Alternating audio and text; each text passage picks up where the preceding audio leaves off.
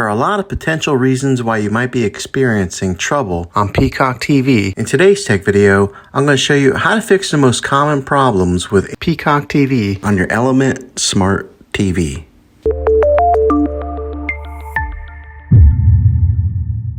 Let's see if we can fix your problems and get your Peacock TV back up and running as quickly as possible. The first one, it's the easiest one to try, and that's to unplug your TV from the wall outlet and wait 60 seconds. Now don't be impatient here, wait the whole 60 seconds, then plug it back in. This is very different from turning your TV on and off with your remote control. This is what we call a hard reset of your TV, so make sure you do this method. If that doesn't work, then find your router that is giving you Wi-Fi and unplug the power to that for 60 seconds. Then plug it back in. If it fixes it, great. If not, let's go ahead and move on to the next method. Try deleting the Peacock TV app on your TV. Go to wherever the apps are located on your system and remove the app altogether. Then reinstall the Peacock TV app again. After you reinstall it, you might have to log back in with all your credentials, but hopefully this works. And if that doesn't work, then I recommend buying an affordable Roku stick, Fire Stick, or Apple TV 4K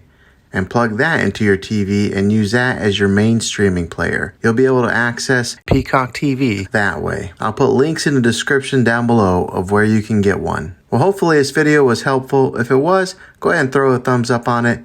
Go ahead and subscribe to my channel. I make tech videos all the time, and I would love to have you back in the next one. Take care.